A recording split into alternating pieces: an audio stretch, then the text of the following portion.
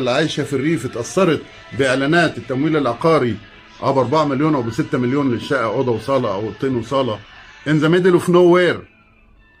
اصبح الشاب دلوقتي مش عارف يجيب شقه يسكن فيها ويتجوز، وحتى رفعت الايجارات. لما انت يكون عندك العقار بقى بكم مليون يبقى لازم العائد بتاعه يتناسب. اذا الايجارات ارتفعت، هيحصل ازمه كبيره في مصر اذا لما تتوقف الحكومه، اذا لم يحس أعضاء مجلس الشعب ومجلس الشورى بأهمية ما نحن مقبلين عليه والاستنزاف الذي حدث خلال 40 عاما وأكثر في الاقتصاد المصري.